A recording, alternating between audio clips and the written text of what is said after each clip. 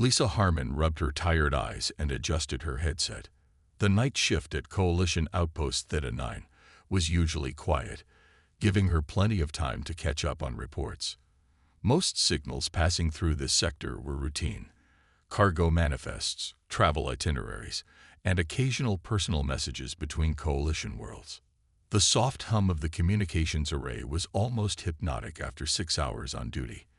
Lisa reached for her cup of synthetic coffee, now cold and unappetizing. Just 2 more hours until her replacement arrived. Her console suddenly chirped with an alert. An unscheduled transmission was coming through on an emergency frequency. Lisa straightened in her chair and tapped the receiver. The message was fragmented and distorted by stellar interference. "This is Outpost under attack. SOS. Deathworlders. Fleet. Moving." Then silence. Lisa played it again, feeling a chill despite the climate-controlled room. Deathworlders. Everyone in the Coalition knew what that meant.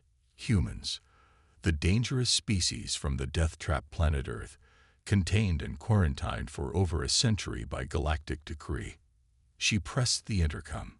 "Commander Peterson to communications, priority 1. Jack Peterson arrived 3 minutes later, still adjusting his uniform. His gray hair was disheveled, and his eyes showed he had been deep in sleep. "This better be important, Harmon. I was in the middle of my rest cycle." Lisa played the message without comment. Peterson listened, his expression changing from annoyance to concern. "Source?" he asked. "Edge of Sector 7, sir, near the quarantine boundary." Peterson scratched his chin. "Could be a prank. Some traders think it's funny to scare Coalition personnel with human ghost stories. Should I file a report anyway, sir?" Peterson nodded. "Standard procedure, but mark it low priority. I've heard 10 human invasion scares in my career, all of them false alarms." Lisa began the paperwork, but something about the message bothered her. The fear in the voice had sounded genuine. The next morning, Lisa was awakened by an emergency alert. All personnel were ordered to the command center. She dressed quickly and hurried through the station's curved corridors. The command center was buzzing with activity. Officers moved between stations with worried expressions. On the main screen was a star map with 3 blinking red dots. Commander Peterson stood at the center, looking much older than he had the night before. "Scout ships Horizon, Pathfinder, and Vigilance have all gone dark," he announced to the assembled crew. "Last known positions were here, here, and here." He pointed to the red dots, all within 20 light hours of the human quarantine zone. A science officer raised her hand. "Could it be natural phenomena? That region has unstable gravity wells." All 3 ships sent the same final message, Peterson replied. He nodded to the communications officer on duty, who played the recording. The same fragmented warning that Lisa had received last night echoed through the command center. "I'm upgrading this situation to threat level orange," Peterson continued. "We're deploying sensor drones to the quarantine boundary and alerting neighboring outposts." After the briefing, Peterson approached Lisa at her station. "Looks like you were right to be concerned, Harmon. I should have taken that message more seriously." Lisa nodded. "What happens if the humans really have broken quarantine?" "Sir." Peterson's face darkened. "Then we have a serious problem. Humans are classified as Class 12 Deathworlders for a reason. They evolved on a planet that should have killed them 1,000 times over. High gravity, extreme temperature variations, deadly microorganisms, natural disasters. Everything on their world was trying to kill them, so they became the most dangerous thing on it." He looked at the blinking red dots on the display. "The quarantine was established for our protection, not theirs, if they're really on the move." The station's alert system suddenly blared. A new message was coming through on all emergency channels. It was clearer this time, and the fear in the sender's voice was unmistakable. "To all Coalition forces, the human fleet has broken containment. Hundreds of ships. They destroyed everything in their path. This is not a drill. Repeat, this is not a drill. The Deathworlders are coming. The news of the human fleet's movement spread quickly through Coalition space. Emergency meetings were called, and after 3 days of heated debate, the Coalition Council made their decision. "We need to establish contact before this escalates further," announced Council President Jane Foster over the secure channel. "Ambassador Grant, you will lead this diplomatic mission." Ellen Grant felt her stomach tighten. As the Coalition's most experienced diplomat, she had negotiated with many species, but never humans. No one had spoken directly with them in over a century. "The Celestial Harmony will be your transport," President Foster continued. "Captain Frank Miller and the Stellar Guardian will provide escort. This is strictly a diplomatic mission. Weapons are authorized for defense only." 1 week later, Ambassador Grant stood on the Celestial Harmony's observation deck, watching stars streak by as they traveled at light speed. The ship was the pride of the Coalition's diplomatic fleet. Elegant, comfortable, and designed to impress foreign dignitaries. Frank Miller's voice came through the intercom. "Ambassador, we're approaching the coordinates. Dropping to sublight speed in 60 seconds. Grant took a deep breath and straightened her formal diplomatic robes. "I'll be right there, Captain." On the bridge of the Stellar Guardian, Captain Miller watched the scanners with growing concern. His ship was the most advanced warship in the Coalition fleet, but what awaited them might be beyond even its capabilities. "Exiting light speed now," announced his navigator. The streaking stars suddenly became fixed points of light, and before them loomed a sight that made everyone on the bridge fall silent. Ships. Hundreds of them. Not sleek and elegant like Coalition vessels, but bulky, angular, and utilitarian. Some appeared to be converted cargo haulers. Others were clearly warships. All of them were moving in tight formation. "By the stars," whispered Miller's first officer. The reports were true. Miller activated the ship-to-ship communication. "Ambassador, are you seeing this?" On the Celestial Harmony, Grant stared at the massive fleet on the view screen. "Yes, Captain." "Begin broadcast on all frequencies, standard greeting protocol." For 3 hours, they sent messages toward the human fleet. No response came. "Their encryption must be different from ours," suggested Grant's communication officer. "I'm trying to adapt our systems." Finally, a crackle came through their speakers. "Coalition vessels, this is Admiral Martinez of the Earth Fleet. State your purpose." The voice was firm, cautious. Grant stepped forward. "Admiral Martinez, I am Ambassador Ellen Grant of the Galactic Coalition. We come in peace to discuss your fleet's movement into Coalition space." A long pause followed.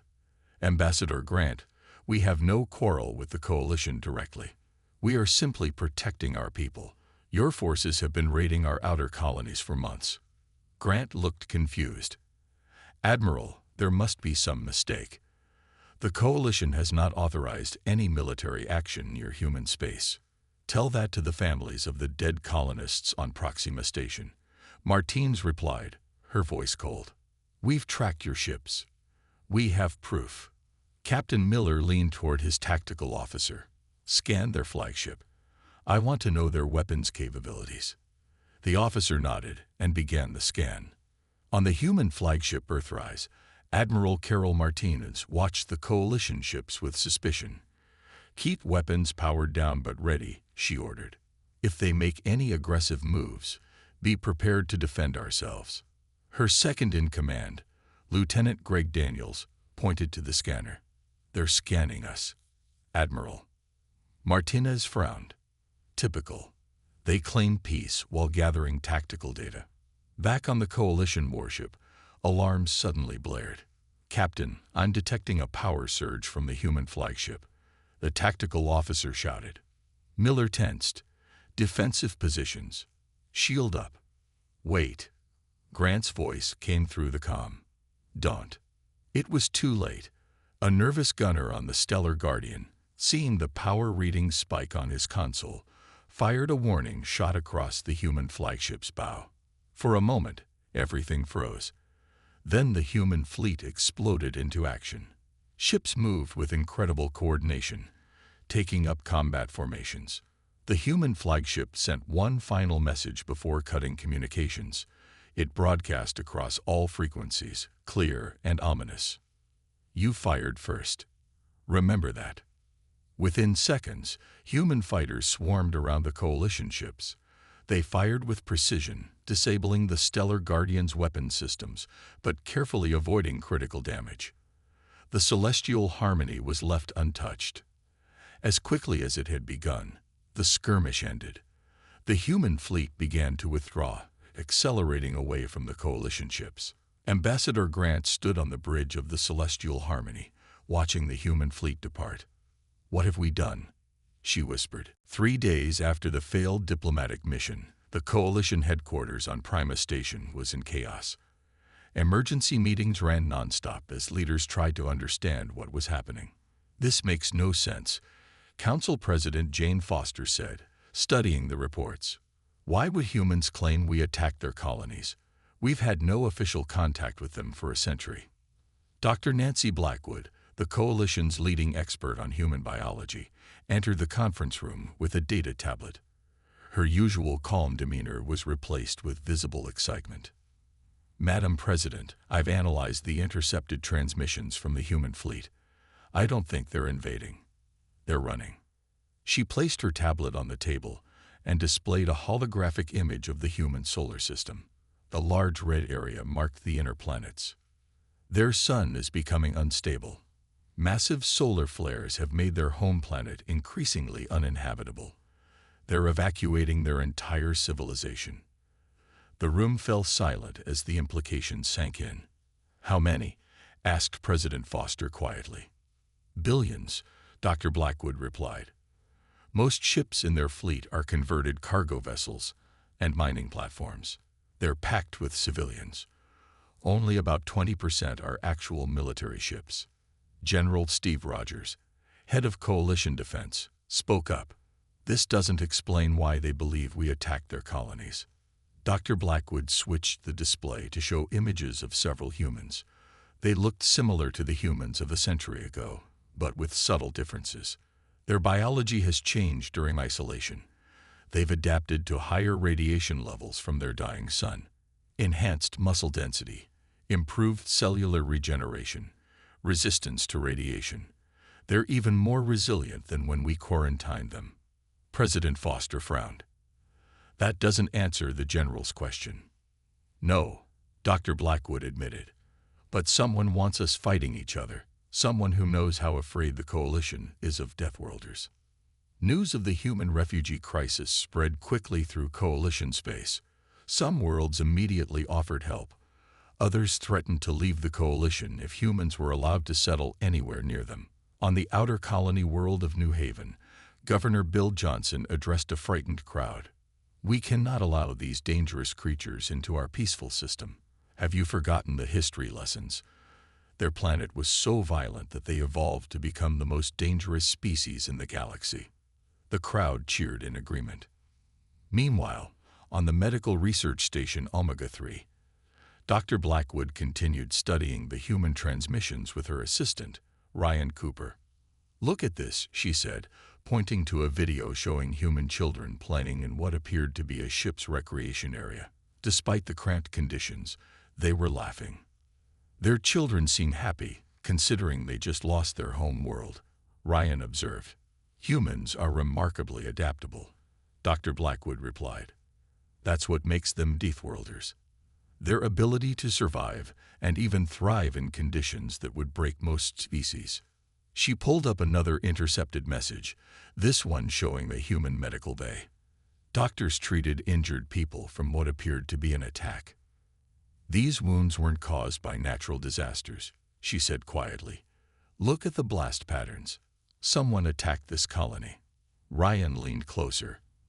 "But if it wasn't us?" "Exactly," Dr. Blackwood said. "Someone wants a war between humans and the coalition. And they're succeeding. Across coalition space, military vessels mobilized. Some moved to protect fearful worlds. Others prepared humanitarian aid for the approaching human fleet. On the coalition border world of Terra Nova, Riots broke out as citizens demanded protection from the human invasion. 3 people died in the chaos. Back at Coalition headquarters, President Foster received a disturbing report. "Madam President," her aide said, "we've detected unknown ships moving at the edge of Coalition space. They don't match human or Coalition designs." President Foster looked out at the stars from her office window. "Send a scout ship to investigate. I want answers before this situation explodes."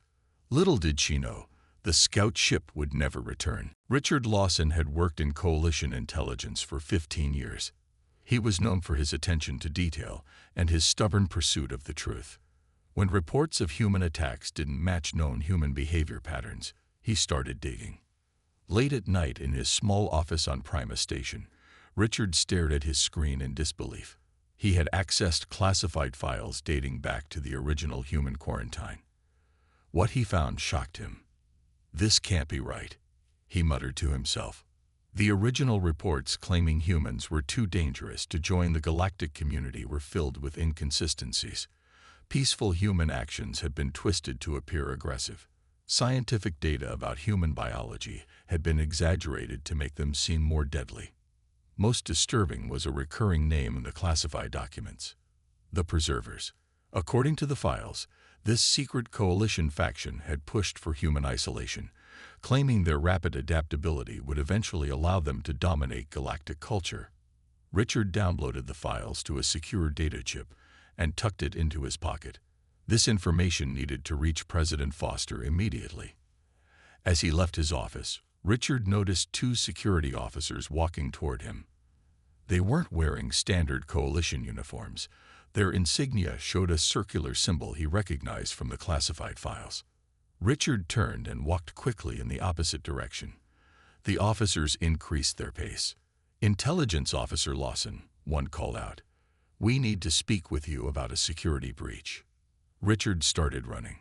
He knew too much, and the wrong people knew it.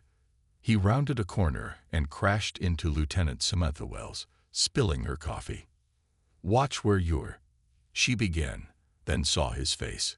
"Officer Lawson, what's wrong?"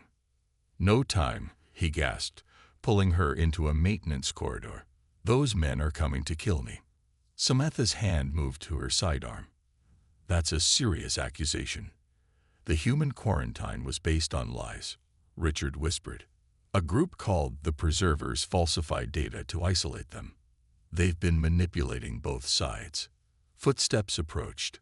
Samantha made a quick decision and pulled Richard deeper into the maintenance corridor. "My sister lives on the outer colonies," she said.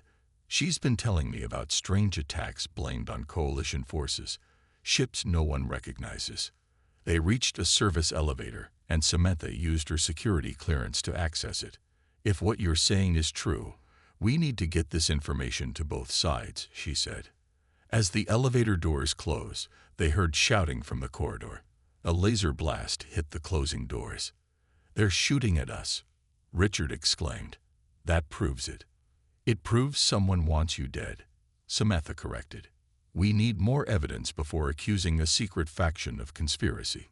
The elevator took them to the lower levels where supply ships docked. Samantha led Richard to a small courier vessel. "I can fly this," she said. "Where to?" Richard hesitated only a moment. "The human fleet. They need to know they've been manipulated." As they prepared the ship for launch, Richard's security badge beeped. An emergency message from President Foster appeared. All Coalition citizens were to avoid contact with humans until further notice. Military vessels were moving to establish a defensive line. "We're too late," Richard said. "They're preparing for war." Samantha finished the launch sequence. "Not if we can reach both sides first." As their small ship left the station, alarms blared. Security forces ordered them to return immediately. "They're tracking us," Samantha said.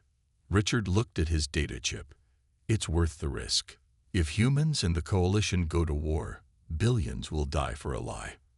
Their ship accelerated toward deep space, where the human refugee fleet waited. Behind them, 2 security vessels launched in pursuit. Across Coalition space, citizens watched news broadcasts with growing fear. Military vessels moved into position. Evacuation orders were issued for border worlds. And unknown to both sides, ships of unfamiliar design continued to gather in the shadows, waiting for the perfect moment to strike. The small courier ship carrying Richard Lawson and Samantha Wells approached the human fleet with caution.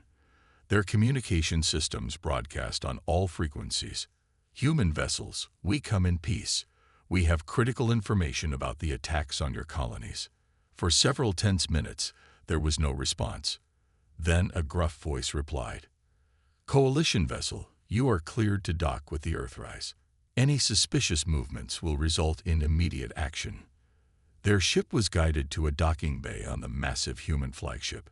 Armed guards met them as they exited. The soldiers looked tired but determined, their weapons never wavering. "Follow us," one guard ordered. "Admiral Martinez wants to speak with you." They were led through crowded corridors. Everywhere they looked, they saw civilians, families with children, elderly people, all packed into a warship not designed for such numbers. Their faces showed exhaustion and worry. The command center of the Earthrise was a hub of activity.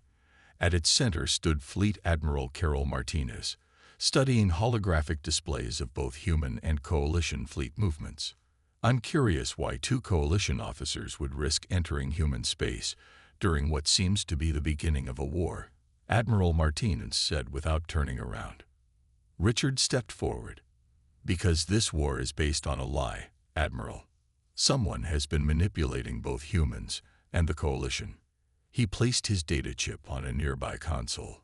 "This contains classified coalition files proving that your quarantine a century ago was engineered by a faction called the Preservers. The same group has likely been attacking your colonies while disguised as coalition forces." Martinez studied Richard's face carefully. "Bold claims require bold evidence, Mr. Lawson." She nodded to a technician who inserted the chip into a secure reader. The files appeared on the main screen. Martinez read silently for several minutes. The command center grew quiet as others watched their admiral's reaction. "If this is true," she finally said, "then my people have been refugees fleeing both a dying star and a manufactured enemy." "Yes," Samantha replied. "And coalition citizens are preparing for an invasion that isn't coming." Martinez turned to her communications officer. "Contact President Foster. We need tow." Alarms suddenly blared throughout the ship. A tactical officer looked up from his station with alarm. "Admiral, 6 unknown vessels have just appeared near our position. They don't match any known design." On the coalition side, President Alan Morris faced growing pressure. Several coalition worlds had already declared their intention to defend their borders independently if the central government didn't take stronger action against the human threat. "The situation is deteriorating by the hour, Madam President," reported her chief advisor. "We need to make a decision." President Foster rubbed her temples. "Deploying our fleet will be seen as an act of war by the humans. Not deploying it could lead to the collapse of the coalition," her advisor countered. A communication officer interrupted urgently. "Madam President, we're receiving a priority message from the human flagship. Admiral Martinez wishes to speak directly with you." Foster straightened her uniform. "Put her through." The screen lit up showing the human admiral's face. Behind her, Foster was surprised to see 2 coalition officers. "President Foster," Martinez began, "we have evidence that both our peoples have been manipulated by a faction called the Preservers.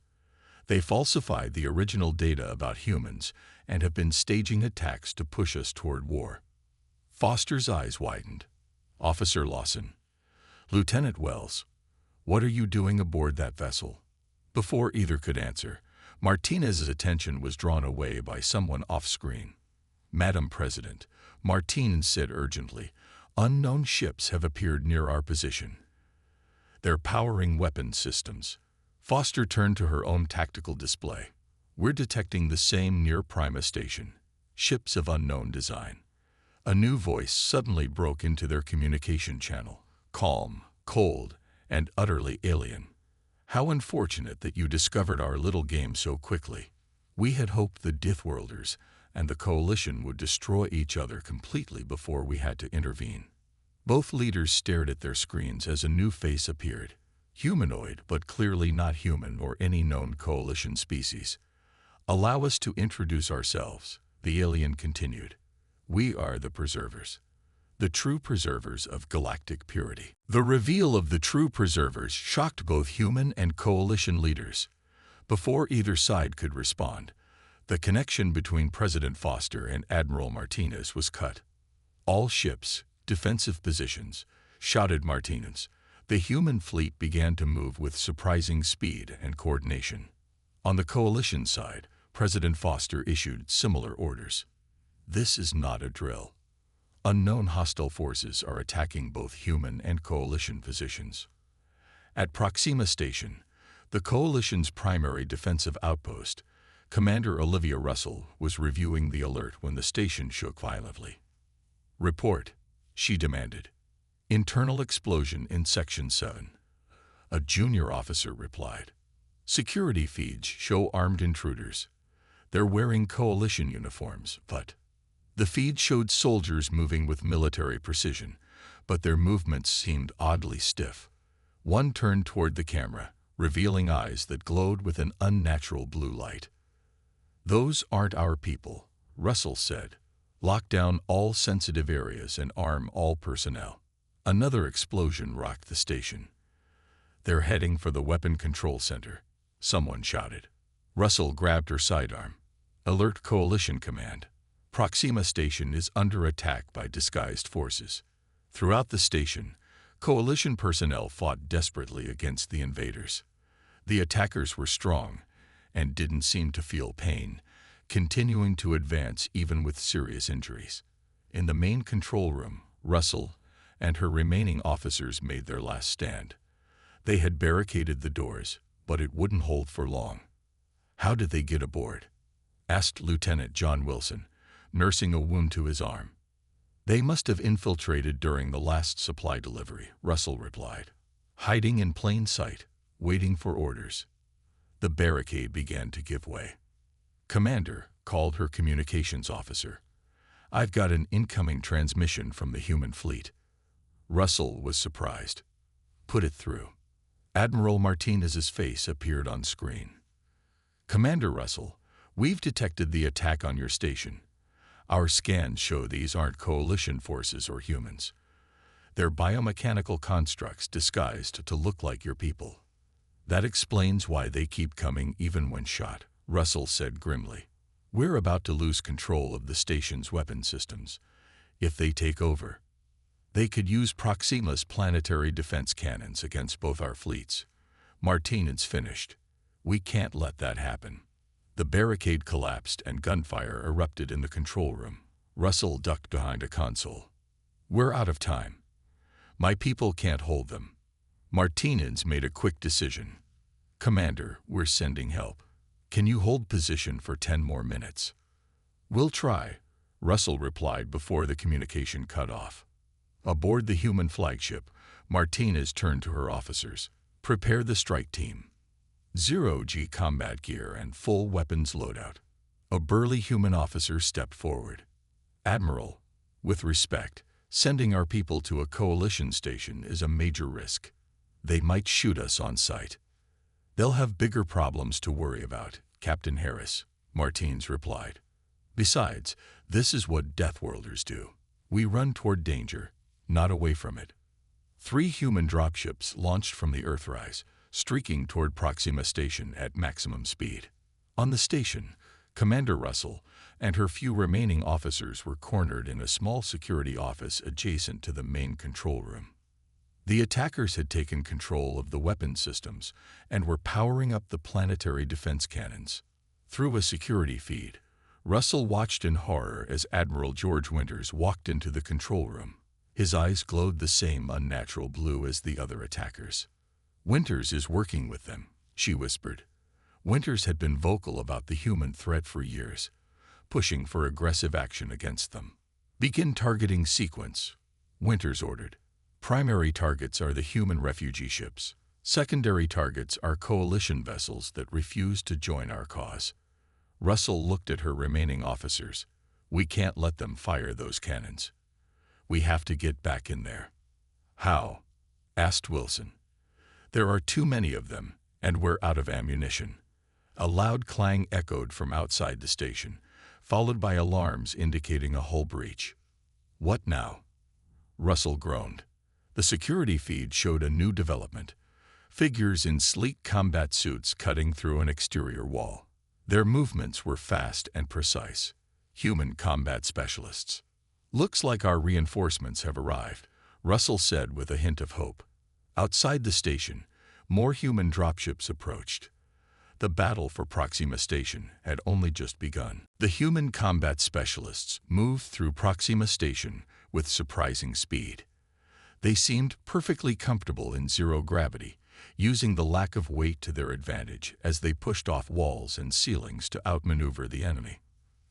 Commander Russell watched in amazement through the security feeds. They move like they were born in space, she whispered. Lieutenant Wilson nodded. Deathworlders.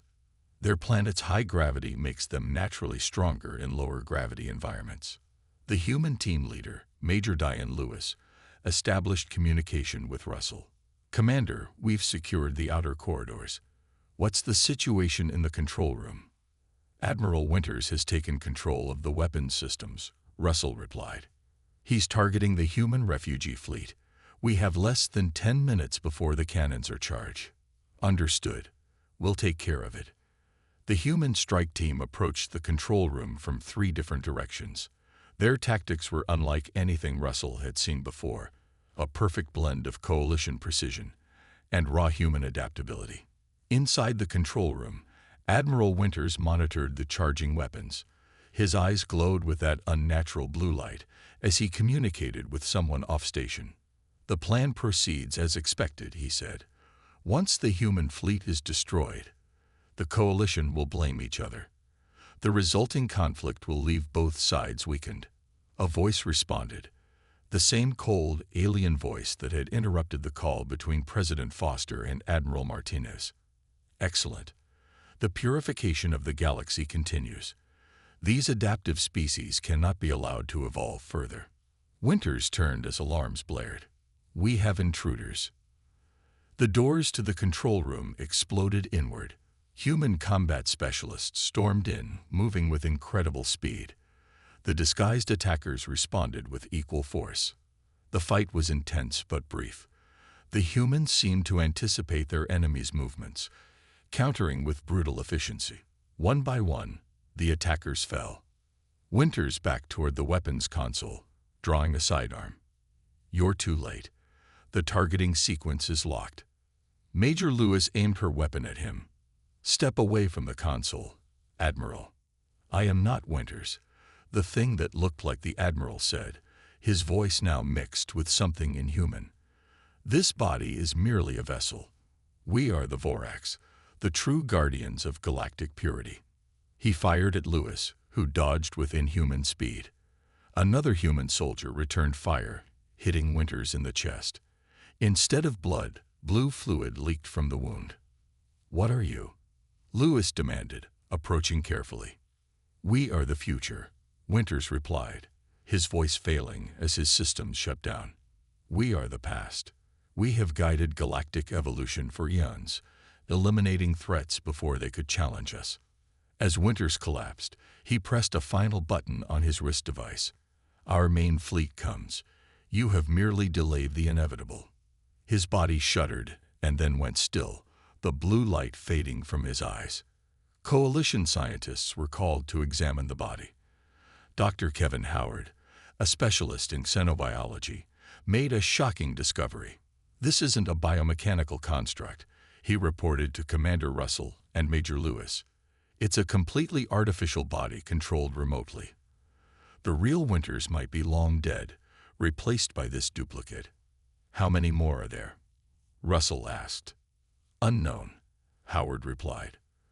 But I've deciphered some of their communications. They call themselves the Vorax, and they've been manipulating galactic politics for thousands of years. He showed them a star chart with dozens of marked species. All these civilizations showed great adaptive potential. All were pushed into wars or disasters that destroyed them before they could evolve further. Like they tried to do with us and the humans, Russell said. Major Lewis nodded. They fear adaptable species, species that can change, evolve, and potentially surpass them. A communication officer interrupted urgently. Commander, multiple ships just appeared at the edge of the system. They're unlike anything we've ever seen.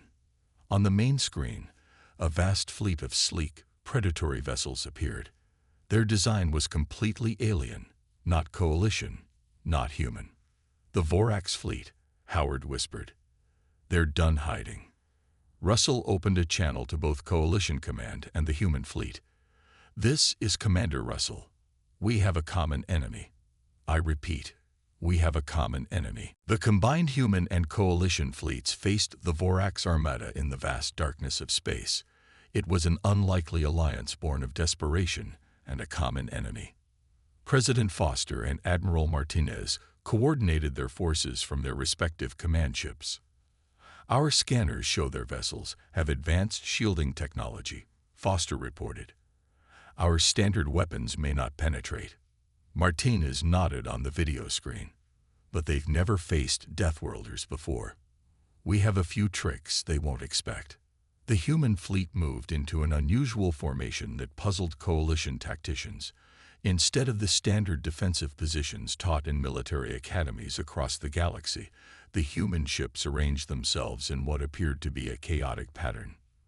The Vorax fleet advanced with mechanical precision, their ships moving in perfect unison. A communication came through on all channels. Your resistance is illogical, the cold voice of the Vorax commander stated. We have guided galactic evolution for millions of years. Species like humans, adaptable, unpredictable, dangerous, cannot be allowed to spread. Your kind upsets the balance we maintain. You mean the stagnation you enforce, Martins replied. Life is meant to evolve, to change, to adapt. Chaos breeds suffering. The Vorax responded. We bring order. The Vorax ships opened fire. Their weapons were unlike anything the Coalition had seen. Beams of energy that seemed to bend space itself. Several Coalition vessels were hit immediately, their shields failing under the assault. The human ships, however, were already in motion, their seemingly random formation revealing its purpose. They were much harder targets to hit. Now, Martinez ordered. The human vessels executed a maneuver that defied conventional space tactics. They accelerated directly toward the Vorax fleet at speeds considered dangerous even in open space. What are they doing? President Foster asked in alarm. Those speeds in combat conditions are suicide. On the bridge of his ship, Resilience, Captain Joe Barnes gripped his command chair as the G-forces increased. His crew, all born and raised on Earth's punishing gravity, withstood pressures that would kill most species in the galaxy. Stay on course, he ordered through gritted teeth. Remember your training.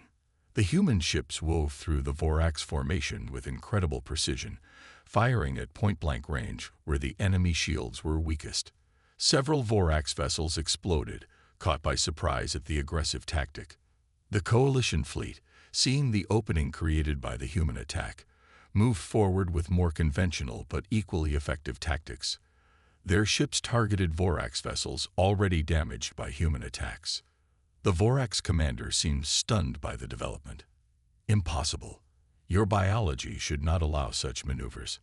Martinez smiled grimly. That's what happens when you evolve on a death world.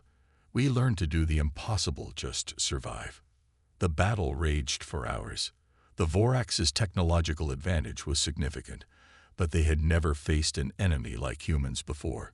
Creatures who thrived on the edge of disaster, who had evolved specifically to overcome impossible odds. When combined with Coalition tactical discipline and superior numbers, it proved too much for the Vorax. Their perfect formations broke apart as they tried to adapt to human unpredictability. The Vorax flagship, an enormous vessel at the center of their fleet, began to withdraw as more of their ships fell. They're retreating, Foster announced. The combined fleet pressed their advantage, pursuing the fleeing Vorax until the last of their ships jumped to light speed and disappeared. In the aftermath, human and coalition vessels worked side by side, rescuing survivors and assessing damage. Medical teams from both species treated the wounded without hesitation. 1 week later, President Foster and Admiral Martinez met on neutral ground, Proxima Station, now cleansed of Vorax influence. They stood together before representatives of both their peoples. "Today we sign the Earth Accords," Foster announced, ending a century of separation and establishing a new alliance. Martinez nodded. "The quarantine is officially lifted. Humans will join the galactic community as full members." As they signed the historic document, Communications Officer Lisa Harmon watched from the back of the room. She remembered receiving that first distress signal what seemed like a lifetime ago. SOS, Deathworlders, fleet, moving. What had begun in fear was ending in hope. The Deathworlders had indeed been on the move, not as conquerors, but ultimately as saviors. Commander Peterson approached her, offering his hand. "I was wrong about humans," he admitted. "What we feared as a weakness, their unpredictable nature, turned out to be their greatest strength." Lisa smiled as she watched human and coalition officers working together on the station. "And ours too now."